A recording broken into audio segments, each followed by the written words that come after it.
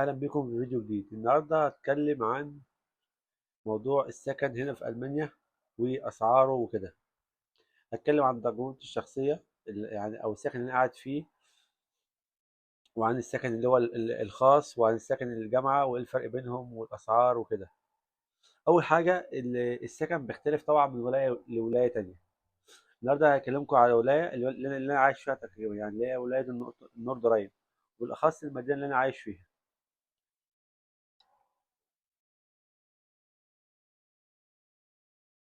أنا أول ما جيت كنت قاعد في سكن خاص، وطبعا السكن الخاص هنا بيبقى اغلى من السكن الجامعه. تمام. والسكن الخاص بقى انت بتجيبه ازاي او تاخده ازاي وانت في بلدك مثلا؟ السكن الخاص ده بيبقى عن طريق ابلكيشنات زي مثلا كلاين، ايباي انسايجي او في جيجي زوخت، او في شركات تقدر تقدم من عليها وتجيب من عليها سكن خاص. السكن الخاص بقى بيبقى مثلا سعره قد ايه، وبيبقى عامل ازاي السكن الخاص ده؟ السكن الخاص ده اما بيكون سكن مشترك اللي هو في جي، يعني أوضة في غرفة، أو بيكون استوديو عادي لوحدك جدا. تمام. وأسعار السكن الخاص ده يعني بيختلف. يعني هل أنت قاعد مثلا في السنتر، ولا مثلا في ضواحي المدينة؟ بيختلف. يعني مثلا السكن الخاص ده أقل حاجة دلوقتي عشان تاخد في جي من 330 وأنت طالع. تمام. يعني أقل من كده هيبقى سيء جدا. ده السكن الخاص مثلا لو انت حابب تقعد مشترك. طب لو انت بتحب تقعد لوحدك وما بتحبش تقعد مع حد وكده، فانت هتحتاج تقعد في استوديو. فالاستوديو دلوقتي يعمل له يعني اقل حاجه 450 وانت طالع. تمام. وده مثلا ما بيبقاش في وسط المدينه قوي يعني. ده بالنسبه للسكن الخاص. تاني حاجه برضو نقطه مهمه عاوز اكلمك عليها بالنسبه لنقطه السكن الخاص. لو انت جاي على المانيا وتواصلت مع اي شركه او كده، او مع اي بتاع مثلا وبعتوا لك العقد، اولا مفيش حاجه اسمها انك تبعت فلوس لحد قبل ما تيجي. تاكد ان هم لو قالوا لك اي شركه قالت لك ابعت فلوس قبل ما انت تيجي، اعرف ان الكلام ده نصب. تمام. نقطه مهمه عاوز اقول لك عليها. فانت بتدفع لما بتيجي بيجهزوا لك ورق، بياخد ورق يوم ولا اتنين بيجهزوا لك الورق وبيدوا لك العقد وبتمضي العقد، وبعد كده تستلم الشقه وبتدفع الفلوس وكده تستلم الشقه. لكن انهم يقولوا لك ادفع حول فلوس، ان شركه تقول لك حول فلوس وهي اصلا عارفه انك لسه ما جاتش المانيا، فهي كده اعرف ان هي ده نصب. تمام. دي اول حاجه. تاني حاجه برضه نقطه مهمه جدا بتسال عليها بالنسبه للعقد. لا انا مثلا هقعد اقرا كله ولا هعمل ايه ولا الكلام من ده. دلوقتي الموضوع بقى اسهل شويه. هو العقد بقى كتير، كام ورقه كتيره كده. انت دلوقتي تقوم مصوره كله، وعندنا دلوقتي شات جي بي تي هترفعه عليه، هتقول له طلع لي الحاجات المهمه اللي في العقد ده، الحاجات مثلا لازم اخلي بالي منها او كده. في اقل من دقيقه هيطلع لك لسته بكل الحاجات المهمه في العقد، بكل التفاصيل المهمه اللي انت المفروض تعرفها وتخلي بالك منها. اللي هو مش هتحتاج بقى ساعه ولا اتنين تقرا العقد وتفصله حته بحته، لا. الموضوع بقى اسهل خالص الفتره دي. عندك شات جي بي تي يعمل لك كل حاجه. ده بالنسبه للسكن الخاص. بالنسبه بقى سكن الجامعه. سكن الجامعه طبعا احسن بكتير من السكن الخاص، مفيش مقارنه. اول حاجه ان هو مثلا بيبقى ارخص طبعا لانه مدعوم من الحكومه. فانت عندك برضو سكن الجامعه برضو نفس الشيء برضو يعتبر اللي هو ايه. برضو عندك غرف في شقق اللي هو مثلا شقه مشتركه، او اللي هو استوديو حاجه بس طبعا ارخص من الايه، ارخص من السكن الخاص. فعندك اسعار سكن الجامعه في المدينه اللي أنا فيها تبتدي من 230 وبتوصل معاك لحد مثلا، دي بكلمك على الفي جي اللي هو الشقه المشتركه، تبدا من 230 وبتوصل معاك مثلا لحد 320. وبتبقى طبعا نظيفه وكواليتي كويسه يعني، وحاجه يعني نظيفه ومساحه كويسه برضه. يعني اي نعم ممكن تبقى الغرف اللي بتاع الشقه الخاص اكبر حاجه بسيطه من الغرفه بتاع سكن الجامعه وكده، بس يعني اختلاف بسيط. تمام. يعني وليكن صاحبي قاعد في شقه في غرفه في شقه خاصه تقريبا الغرفه بتاعته 18 متر. تمام. وانا تقريبا الغرفه بتاعتي 16 متر، ففرق بسيط يعني، فرق تقريبا 2 متر، فرق مش كبير يعني. بس بالنسبه للاحسن يعني كده والانضف سكن الجامعه انضف. تمام. وطبعا اوفر ويوفر لك كتير.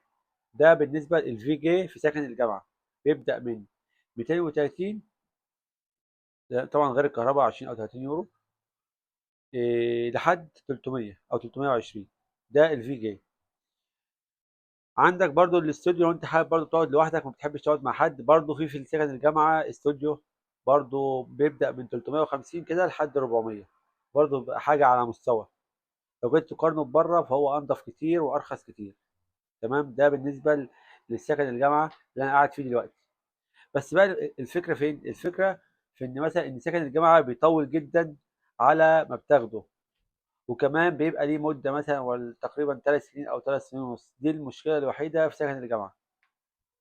لكن وغير كده هو احسن حاجه انت ممكن تحصل عليها هنا في المانيا. فنصيحه مني ليك ثانية عشان الجو مطر، يعني الجو كان حر من الصبح. تمام. ولما الجو ظبط، يعني الجو من الصبح حر، اول ما الجو رطب شويه وقلب ففكرت اعمل فيديو ايه، اما اديله شويه مطر. بس حلو، انا بحب المطر احسن من الحر. فالمهم، سكن الجامعه دي احسن حاجه انت ممكن تحصل عليها هنا في المانيا. بس مشكلتها زي ما قلت لك كده، اللي هو بتبقى لها مده، وبتقعد تاخد فتره على ما بتاخدها. فنصيحتي ليك، انت اول ما يجي لك قبول من الجامعه وانت في مصر لسه او في اي بلد، وتواصل مع الجامعه على طول، اسالها بخصوص السكن، وقدم على السكن. وعادي جدا انك تقدم على سكن الجامعه وانت معاك قبول مشروط، عشان السؤال ده سالني كتير. مش لازم تبقى مسجل يبقى معاك الانش غايبه، لا عادي جدا تسجل على سكن الجامعه وانت معاك قبول مشروط. ايه تاني حاجه؟ فانت اول ما يجي لك قبول مشروط من الجامعه وانت في مصر، تواصل مع الجامعه على طول بالنسبه لخصوص سكن الجامعه، وسجل في سكن الجامعه عشان على ما تخلص ورقك في مصر وورق الفيزا والكلام من ده وكله، وتيجي هنا تكون يعني ايه المده بقت يعني قليله، او قربت تاخد سكن الجامعه. انت فاهم قصدي؟ يعني انا قعدت تقريبا سنتين وشهرين على ما اخد سكن الجامعه ده. يعني قدمت في شهر 2 22، حصلت عليه في شهر 4 24، يعني تقريبا سنتين وشهرين. فنصيحتي اول ما يجي لك سكن الجامعه، نصيحتي اول ما يجي لك قبول من الجامعه، تواصل على طول مع الجامعه على طول بخصوص سكن الجامعه وقدم عليه. وفي نفس الوقت تدور على ابلكيشنات وانت في مصر على الفي جي زوخت واللي هو اي باي كان تايجر، واسيب لكم اللينكات بتاعتهم تحت، دوروا عليهم على سكن، لان السكن دي يعتبر اصعب نقطه هنا. واسعار السكن زي ما انا قلت لك كده، اللي هو سكن الجامعه بيبقى اوفر طبعا وانضف، والسكن اللي هو الخارجي الخاص زي ما قلت لك بتراوح من 330 وانت طالع بقى. اقل من كده مثلا 300 هيبقى مش احسن حاجه، بس من اول 330 وانت طالع ده سكن ايه الخاص الفي جي. ولو انت حابب تقعد لوحدك زي ما قلت لك 450 او 500 وانت طالع برضه. وسكن اللي هو الجامعه الفي جي من 230 وانت طالع، اللي هو الاستوديو مثلا 370 وانت طالع كده. فدي اعتقد كل اسعار دي، يعني اللي انا، او دي تجربتي الخاصه اللي انا عشتها يعني عموما. يعني اول ما جيت عشت فتره في سكن اللي هو خاص، كنت بدفع 300 وشويه. يعني اياميها من 3 سنين ولا من سنتين ونص كنت ادفع 300 وكان سكن مش كويس جدا. كانت غرفه صغيره جدا تقريبا 12 متر، المطبخ مش حلو، الحمام مش حلو، فكانت اي حاجه حرفيا. فمقارنه دلوقتي افضل بكتير طبعا. دلوقتي في سكن الجامعه بدفع تقريبا 250 زائد 30 يورو كهرباء، فكده 280. طبعا الغرفه زي ما قلت لكم قد القديمه مره ونص. ده غير طبعا إن سكن الجامعه بيديك مميزات كتيره جدا، زي مثلا عندك جيم تحت في سكن الجامعة، عندك غسالات تحت سكن الجامعة. طبعا السكن الخاص مش كله بيكون فيه غسالات أو كده، فبتضطر تخرج تغسل بره وبهدلة. طبعا عندك سكن الجامعة بيديك مطبعة أو طبعة تحت تطبع فيها برينتر وكده.